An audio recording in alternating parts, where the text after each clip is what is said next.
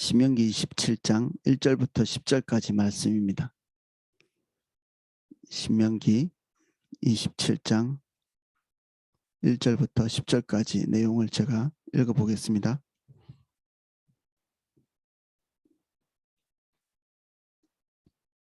모세와 이스라엘 장로들이 백성에게 명령하여 이르되 내가 오늘 너희에게 명하는 이 명령을 너희는 다 지킬지니라.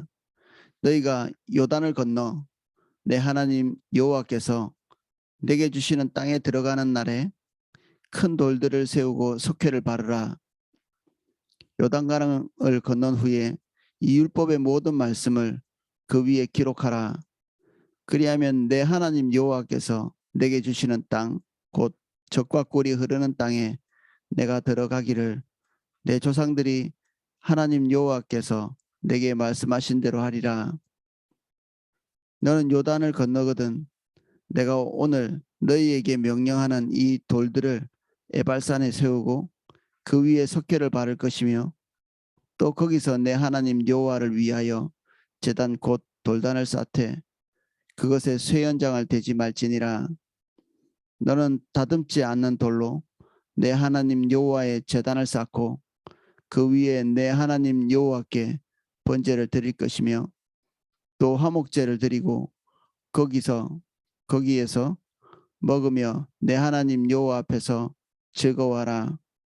너는 이 율법의 모든 말씀을 그 돌들 위에 분명하고 명확하게 기록할지니라. 모세와 레위 제사장들이 온 이스라엘에게 말하여 이르되 이스라엘아 잠잠하여 들으라. 오늘 내가 내 하나님 여호와의 백성이 되었으니 그런즉 내 하나님 여호와의 말씀을 청종하여 내가 오늘 내게 명령하는 그 명령과 규례를 행할지니라. 아멘. 예, 내용을 한 절씩 살펴보겠습니다. 모세와 이스라엘 장로들이 여호와에게 명령하여 이르되 내가 오늘 너희에게 명령하는 이 명령을 너희는 다 지킬지니라. 하나님께서 모든 하나님의 백성들을 일괄적으로 모아놓고 하나님의 명령을 전달할 때도 200만 명의 사람들이 동시에 모세의 크게 외치는 소리를 듣지는 못했겠죠. 200만 명. 우리는 지금 상상할 수 없는 그런 이야기죠. 음향시설이 없었고 그리고 한 사람이 크게 소리 질러서 이 사람들에게 다 전달할 수 있는 그런 상황은 되지 못했을 거기 때문에 아마도 이 이스라엘의 장로들 그리고 레위인들 이러한 사람들이 여러 차례에 걸쳐서 이렇게 반복해서 전달을 하거나 그렇게 했을 걸로 추측할 수 있습니다. 이들에게 명령한 이 명령의 내용들, 이 명령들은 하나님께서 간곡히 그들의 삶에 스며들도록 기대하고 계시죠. 이후에 나오는 모든 조치들도 하나님의 말씀 앞에 그들이 충성되어 살기를 기대하시는 그 기대를 반영하는 것입니다. 너희가 요단을 건너 내 하나님 여호와께서 내게 주시는 날에 주시는 땅에 들어가는 날에 큰 돌을 세우고 석회를 바르라. 사실 사람이 하나님의 인도를 따라서 갈 때 우리가 주님의 인도를 따라서 왔다. 이것을 느낄 수 있는 어떤 지점이 있습니다. 전 세대는 홍해를 건너고 나서 그리고 이 다음 세대 여호수아와 함께 이 강을 건너게 될 요단강을 건너게 될 이 백성들은 요단강을 건넌 이후 그 이후의 삶이 완전히 달라지는 것입니다. 하나님을 따라가는 것은 돌아갈 수 없는 강을 건너는 것 이것을 포함합니다. 다시 옛날로 돌아갈 수 없는 뭔가를 한번 결정하고 나면 다시 이전으로는 돌아가지 못합니다. 인생의 이런 결정을 우린 종종 하죠. 금방 이게 바꿀 수 없는 요소들이 있습니다. 나는 나의 삶을 이런 방향으로 갈 것이다. 그런 것을 반영하는 중요한 결정들이 있죠. 우리의 진로라든지 결혼이라든지. 나는 내 즐거움, 내 쾌락, 나의 복지 이걸 위해 살 거야라고 생각하신다면 그것은 이사, 중요한 일이죠. 이사, 우리가 어디에 살 건가. 그리고 결혼, 진로, 이 모든 것들을 결정하는 그 결정 뒤에 내 삶의 안정 그리고 나의 목표가 그 뒤에서 그 모든 것을 결정할 때 작용할 것이거든요. 내가 오른쪽으로 가야 됩니까? 왼쪽으로 가야 됩니까? 아무것도 답이 아닙니다. 오른쪽으로 가든 왼쪽으로 가든. 이 직장이든 저 직장이든 아무 가치가 없습니다. 무엇을 결정하든지. 그 뒤에 그것을 결정하는 배경이 무엇이든지 그 배경이 중요한 것입니다. 이 사람, 저 사람 누구랑 결혼할 것인가? 사실 아무것도 중요하지 않다고 볼 수 있습니다. 한면에서는 중요한 일이지만 우리 결혼할 때 심사숙고 안 하는 사람이 누가 있습니까? 그래도 지금 우리가 보고 있는 것처럼 얼마나 많은 사람들이 결혼에 실패하고 그리고 또 그보다 더 많은 사람들은 그럭저럭 결혼 생활을 이어가고 있거든요. 누구라는 것이 중요한 것보다는 우리가 하나님 앞에서 어떤 자세로 어떤 사람을 선택했고 어떤 방향으로 가기로 결정했고 내가 그것을 결정한 동기가 나의 삶을 결정하는 것입니다. 동기. 내가 주님의 인도를 따라가고 싶은데 어떤 사람이 주님의 인도를 따라가는데 적합할 건가? 누가 협력해서 하나님의 뜻을 따라서 같이 협력해서 갈 수 있을 건가? 믿음의 가정을 만들 건가? 내가 어떤 직장에 가면 하나님께서 제일 기뻐하시는 방향의 삶을 살 수 있을 것인가?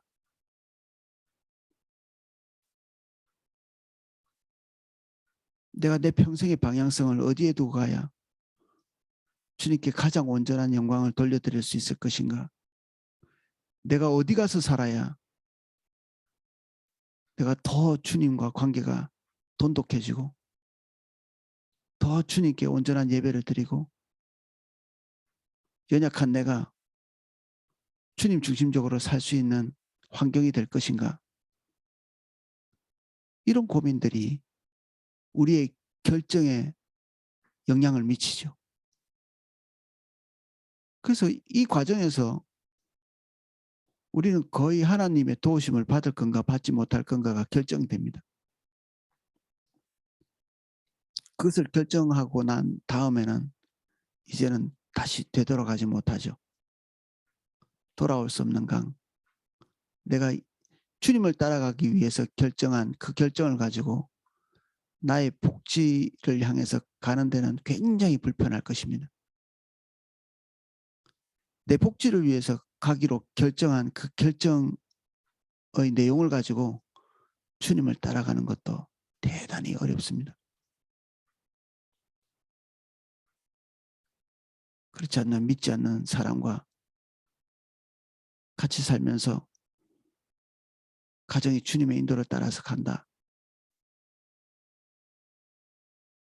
내가 어떻게든지 가장 많은 월급을 받을 수 있을 건가? 그것을 결정해 놓고 그 직장 안에서 주님의 인도를 따라갈 수 있는 가능성은 별로 없죠. 아마 영혼까지 다 빨아낼 것입니다. 그 회사가.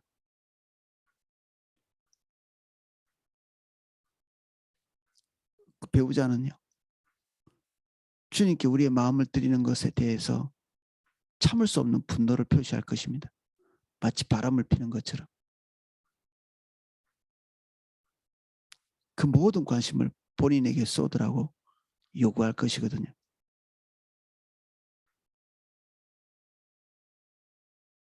우리가 무엇을 결정하든지 요단강을 건너는 것처럼, 홍해를 건너는 것처럼 우리는 그것을 건너고 나면 이제는 다시 이전으로 돌아가기가 불가능합니다.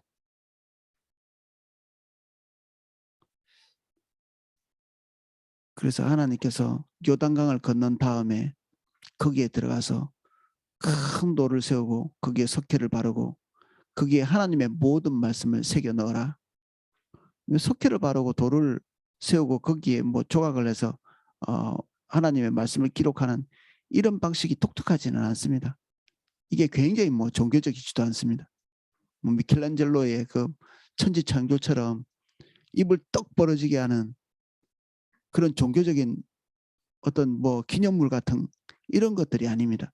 이거는 이집트에서 배워온 거죠. 이게 근동지방에서 늘 쓰는 방법들입니다. 메소포타미아에서도 썼고 이집트에서도 썼고 그냥 그 시대에 뭔가 글자와 기념비를 쌓는데 좋은 그런 방법이 이 방법입니다. 우리가 화강암에다가 우리나라는 이 조각 같은 걸 하잖아요. 화강암보다 훨씬 무른 돌이죠. 여기 이스라엘에 있는 돌들은 쉽게 새길 수 있습니다. 회를 바르고 그 위에 글자를 새겼다. 이거는 굉장히 더 편한 방법이죠. 그런데 이 지방은 쉽게 뭔가가 변형되지도 않고 풍화작용도 잘 일어나지 않습니다. 빵조차도 한번 구워놓으면 6개월 동안 먹을 수 있을 정도로 그렇죠. 파피루스 이 종이 갈대를 찍어서 만든 종이 그 종이에 쓴 성경 이 두루마리도 수천 년간 보존이 되거든요. 비가 잘 오지 않기 때문에 건조하고 모든 것이 다 보존이 잘 되는 거죠. 여기에는 이 정도면 적절한 것이죠.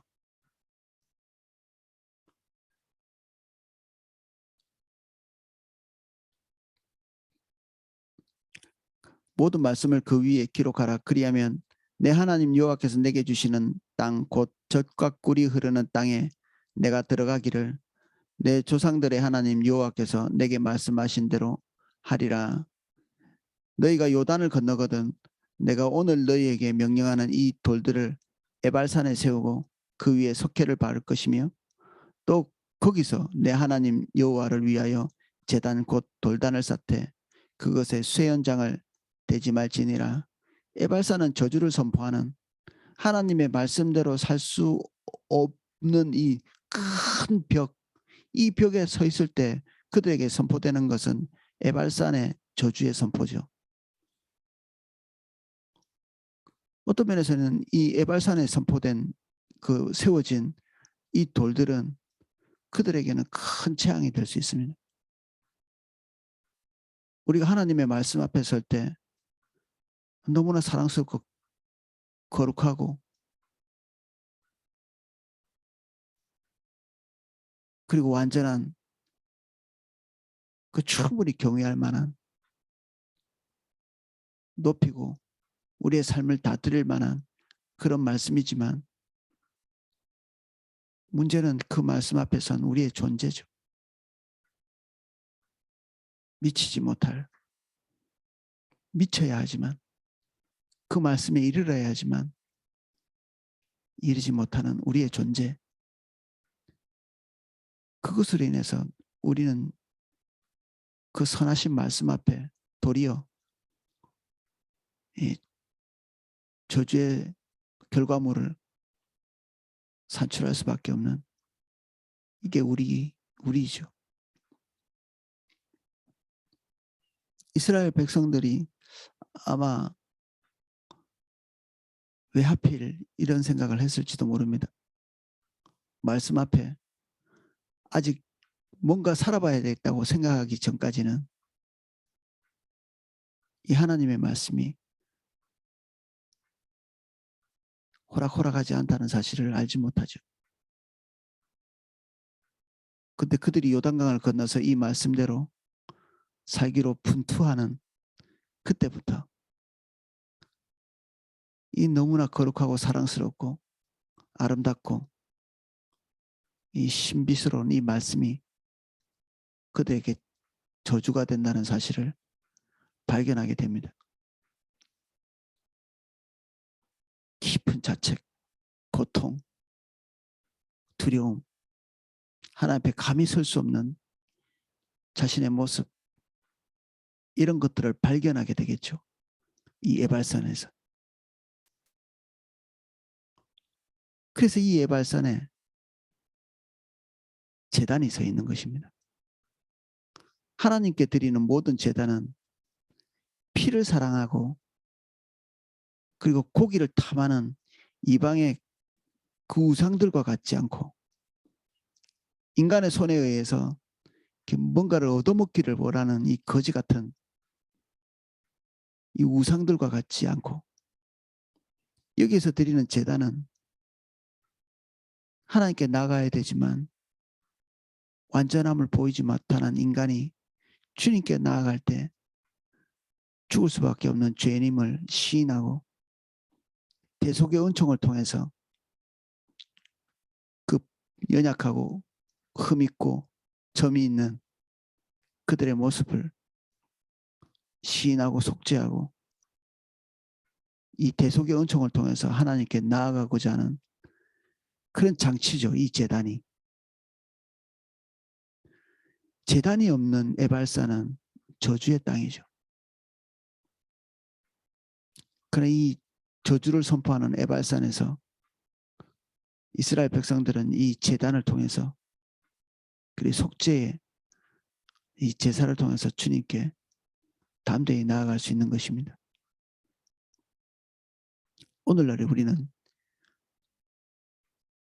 이스라엘 백성들과 똑같이 요단강을 건넜고 돌아올 수 없는 강, 우리 믿음의 선택을 하고 그렇지만 우리에는 또 결격 사유가 있는 자신을 발견하게 되고 하나님의 이 귀한 말씀이 우리에게 저주가 되는 경험들을 늘 하나님 말씀 앞에서 하게 됩니다. 동시에 우리가 그 율법으로 인해서 예수 그리스도 앞에 서게 되죠. 우리의 더러운 옷과 같은 그런 의로움에 의존하지 아니하고 예수 그리스도의 완전하신 대속의 은총에 의존해서 하나님과 화목을 누리는 것입니다. 죄는 원래는 저주를 받아야 되는데 예수 그리스도의 대속의 은총을 통해서 하나님과 기쁨을 누리는 그런 자리로 나아가게 되는 것입니다. 저주를 선포하는 에발산이 주님의 말로 다 할 수 없는 아름다움을 대면하면서 예배할 수 있는 예배의 자리가 될 수 있는 것, 여기에 세우라고 말씀하신 제단 때문에 그렇습니다. 여기서 인위적인 모양이나 형상을 새기는 이방의 습관처럼 칼 연장, 쇠 연장을 가지고 그 돌을 새기지 말라고 말하고 있죠. 이방의 제단은 이스라엘의 제단보다 훨씬 아름답고 훨씬 크고 훨씬 종교적이고 어떤 제단이든지 간에 이방의 제단을 말하는 것입니다. 이방의 제단에 갈 때 옷깃을 여미게 되어 있습니다. 여러분들이 절에 가도 그리고 그 어마어마하게 큰 불상들이 많이 있거든요. 그 불상 발 앞에 가서 떡 설 때 여러분들의 마음에 뭔지 모를 옷깃을 여미고 싶은 그런 마음이 생기게 되어 있습니다. 어떤 공간에 들어가면 인간의 마음속에 종교심을 불러일으킬 수 있는 그런 고도의 전략들이 그 안에 다 있거든요. 일전에 태국의 그 신전 지은 그 다큐를 본 적이 있는데 거기는 감히 함부로 이 신전의 끝을 볼 수 없도록 그렇게 구조를 만들어 놓고 모든 신전은 할 수 있는 한 땅에서 높이 뭔가 이렇게 인간으로 하여금 이건 땅의 것과는 달라라고 느낄 수 있도록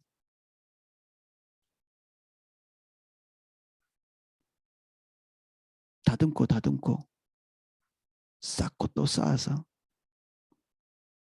인간에게 종교심을 불러일으키는 음악도 비슷합니다. 이런 것들 뭐 얼마든지 건축뿐 아니라 미술, 음악이나 이거 퍼포먼스, 어떤 행위들, 종교적인 행위들 모든 종교들이 그런 것을 통해서 인간 속에 있는 종교심을 불러일으키죠. 실제가 아니기 때문에 그렇습니다. 실제가 아닐수록 진정한 신의 강림, 임재가 없을수록 퍼포먼스에 능합니다. 하나님의 임재가 없는 찬양 인도자가 더 많이 떠들어댑니다. 어떤 면에서는. 하나님의 임재가 없는 교회가 어쩌면 건물이 더 화려할 수 있고요. 하나님의 임재가 없는 예배에 그 종교적 퍼포먼스가 더 많을 수 있습니다.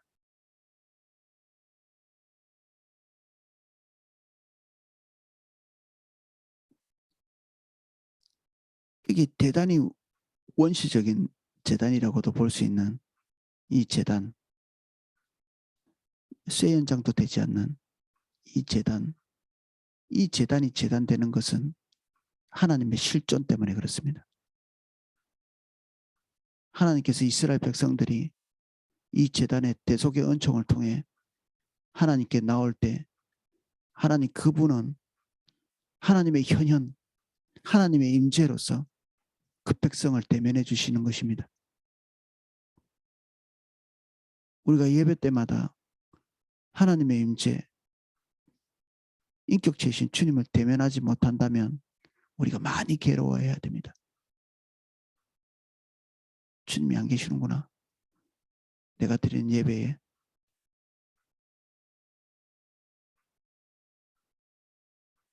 왜 없지? 왜 하나님의 임재가 없지? 왜 집중이 안 되지? 하나님 말씀이 왜 내게 달지 않지? 또는 통해를 불러일으키지 않지? 집요한 질문을 통해서 반드시 하나님의 임재를 대면하는 대로 나가야 합니다. 방치시키면 안 됩니다. 한 주, 두 주 방치되면 나중에는 이것이 굳어서 굉장히 심각한 상태가 될 수 있습니다.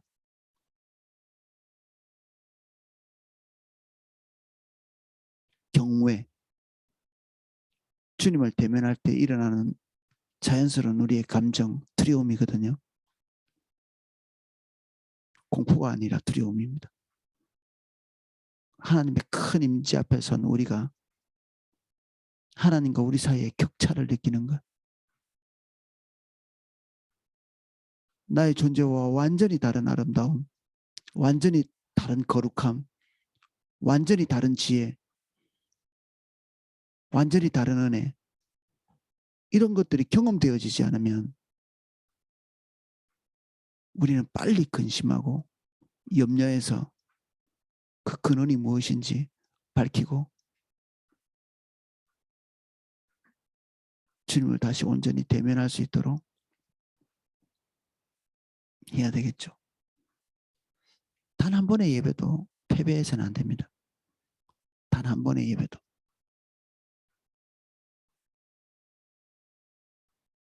그것이 우리의 모든 것이기 때문에 그렇죠.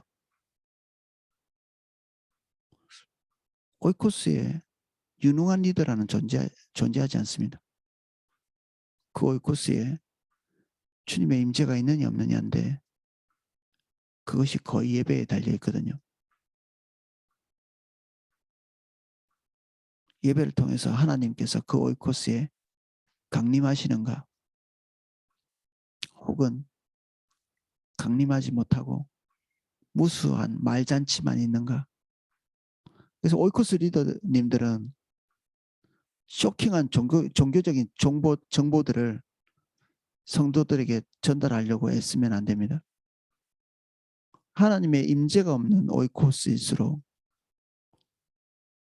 종교적인 새로운 정보들을 유튜브들 이런 거 퍼나르는데 빠르십니다. 이게 뭐 거의 여지 없습니다. 우리 오이코스 리더가 허구한 날 바깥에 있는 그 쇼킹한 종교적인 정보들 이런 거 퍼나르시면 대면하시는 게 좋습니다.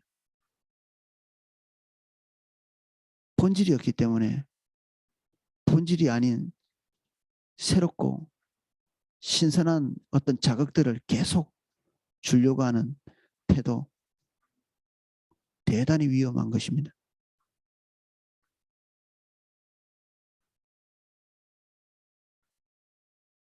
철로 다듬지 않는 돌.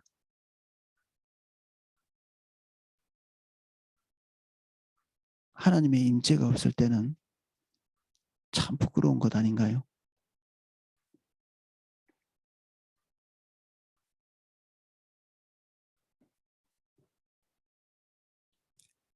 너는 다듬지 않는 돌로 내 하나님 여호와의 제단을 쌓고 그 위에 내 하나님 여호와께 번제를 드릴 것이며 또 화목제를 드리고 거기서 먹으며 내 하나님 여호와 앞에서 즐거워하라. 주님이 우리를 부르시는 것은 축제를 위한 것입니다. 관계를 위한 것인데 관계는 기쁘지 않나요? 관계가 고달픈가요? 사람 꼴 보기 싫어서 저 산에 가서 사는 사람들이 있잖아요. 이게 병들은 것이죠. 사람과의 관계가 피곤해진다. 하나님을 대면하는 대면 자체가 늘 껄끄럽다. 그러면 우리는 빨리 조정해야 됩니다. 우리는 그 하나님과의 관계와 사람과의 관계를 통해서 우리가 꼭 필요한 하나님의 생명, 생기를 우리가 얻게 돼 있거든요. 그거 없이는 살 수 없습니다. 관계라고 하는 철로를 통해서 하나님의 사랑과 생명이 흘러오거든요. 그래서 하나님과의 관계가 문제가 생긴다, 단절이 된다, 또는 사람과의 관계가 단절이 되고 문제가 생긴다. 그것은 우리의 삶을 그대로 지탱해서는 안 된다는 얘기입니다. 그 상태 그대로 가서는 안 된다는 얘기죠. 우리의 존재가 잘못되어 있다는 얘기입니다. 하나님도 관계 가운데 존재하고 계신데 우리가 뭐라고 관계를 끊고 독자적으로 딱 서가지고 갈 수 있겠습니까? 우리 스스로는 아무것도 선한 것을 창조할 수 없고 산에 가서 혼자 사는 사람들이 행복해요 라고 하는 사람이 있을지 모르겠지만 그 안에 켜켜이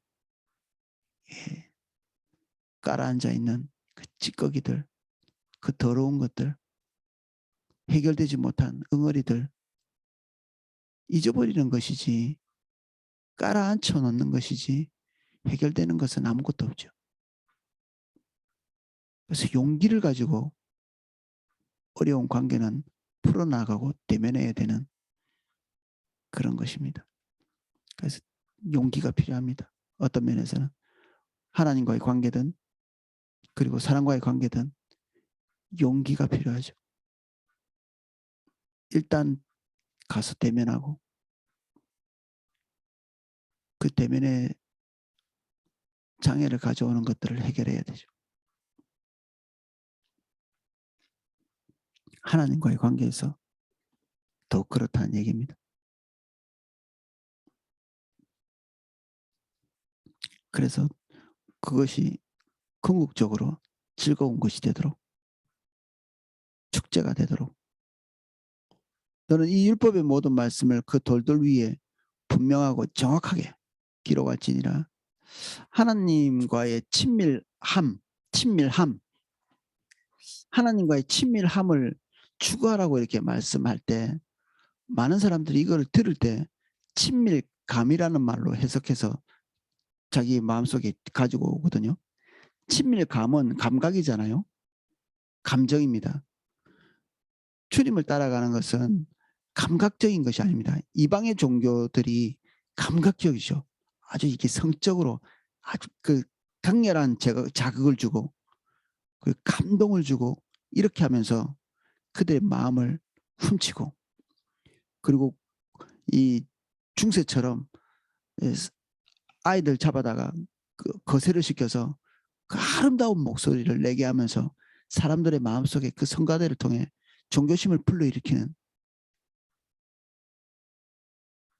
감성에 호소하는, 감동을 주려고 하는, 이게 아주 못된 것입니다. 하나님의 말씀에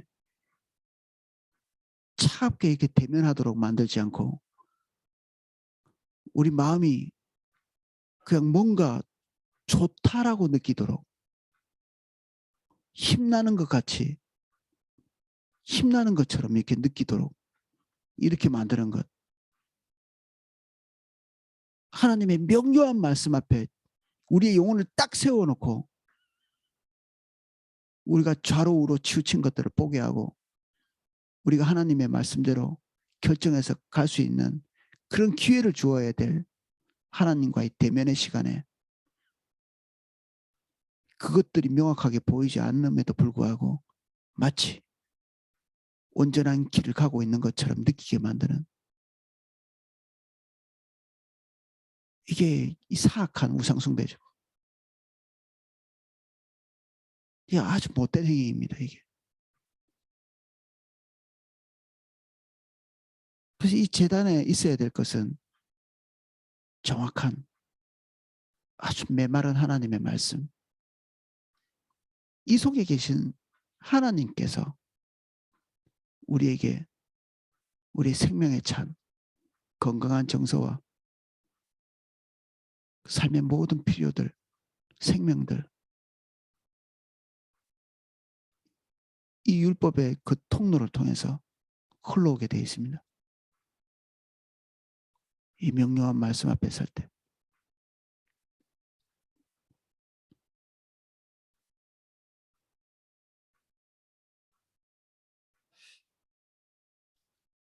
모세와 레위 제사장들이 온 이스라엘에게 말하여 이르되, 이스라엘아 잠잠하여 들으라. 오늘 내가 내 하나님 여호와의 백성이 되었으니 그런즉 내 하나님 여호와의 말씀을 청종하여 내가 오늘 내게 명령하는 그 명령과 규례를 행할지니라. 하나님을 만났다는 것은 하나님의 말씀을 직면했다는 얘기죠. 같은 말입니다. 하나님께서 오늘날 내게 뭔가를 말씀하셨다면 그것은 하나님을 만난 것입니다. 동급이죠. 하나님의 말씀에 중대한 깨우침과 깨달음이 있었다면 그 시간 그 시점에 우리는 하나님을 대면한 것입니다. 그리고 그 말씀이 우리를 계속 격려하고 계시다면 주님이 우리를 인도하고 계시는 것입니다. 우리가 이 말씀과 규례가 무겁지 않고 이 말씀과 규례가 너무 사랑스럽다면 그것을 사랑스럽게 보이게 하는 하나님의 살아계신 임재가 우리에게 지속적으로 부어지고 있는 것입니다. 계명이 무거워질 때쯤 우리는 내가 하나님을 떠나고 있어. 은혜가 거치고 있어. 이거를 감지하셔야 되죠. 명령과 규례, 법도 이 말이 결국 뭐 다른 것이 아닙니다. 같은 말씀이죠. 근데 왜 이렇게 중언법을 사용해서 비슷한 말들을 나열하고 있는가? 주님의 의도에서 나온 모든 말씀이 사실은 중요하고 중요하지 않고 핵심적이고 핵심적이지 않고가 별로 없이 그분이 의도한 것이라면 적게 보이는 것일지라도 우리의 삶 안에 전방위적으로 다 적용되어야 되는, 하나도 남김없이 가장 작은 말씀 1.1획도 우리 안에서 가벼이 취급되지 않도록 먹는 것에 대한, 입는 것에 대한, 사람과의 관계에 대한, 상업행위에 대한, 부동산 거래에 대한, 구제에 대한,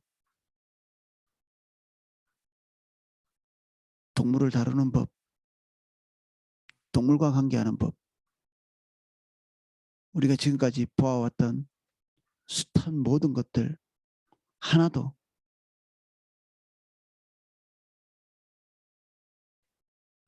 쉽게 넘어가지 않는, 대수롭게 넘어가지 않는, 그러나 대수롭게 넘어가지 않는다고 해서 그것이 우리에게 짐덩어리가 아닙니다. 그것이 당연하게 느껴지는 그것이 하나님의 은혜입니다. 하나님의 말씀대로 살 수 있게 하시는 하나님의 살아계신 임재가 오늘도 여러분들의 삶에 넘치게 기름 부어지기를 예수 그리스도 이름으로 축복합니다. 오늘은 여기까지 살펴보겠습니다. 기도하겠습니다.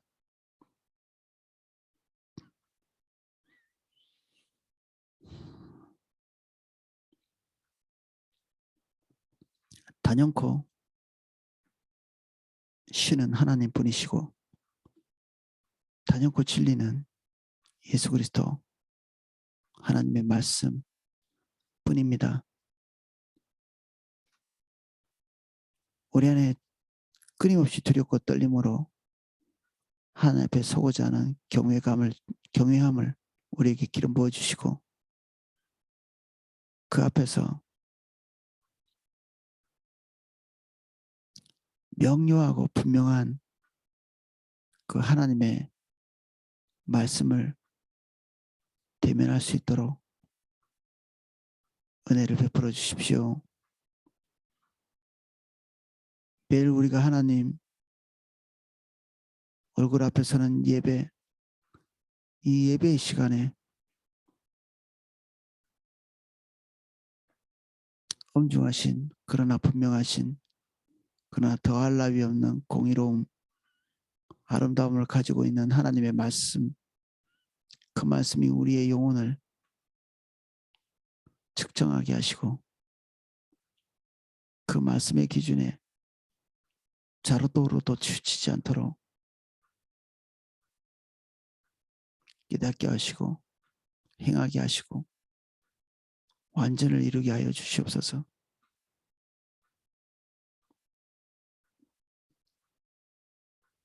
하지만 우리가 늘 기억합니다. 하나님 앞에 온전치 못할 우리의 연약함들, 끊임없이 우리를 위해 대속의 은총을 기름 부어주시는 십자가의 모든 공로를 우리에게 베푸시는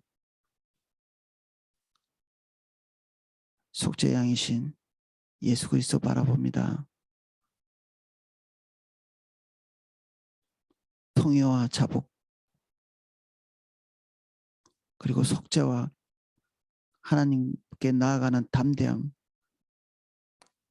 그 담대함 속에 있는 하나님과의 교제로 인한 기쁨, 이 모든 것 중에 아무것도 놓치지 않게 해주십시오.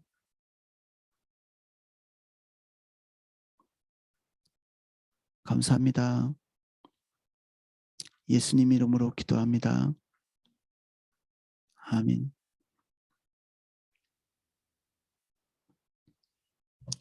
예, 기도하고 묵상하실 수 있도록 음악을 방송해 드리겠습니다.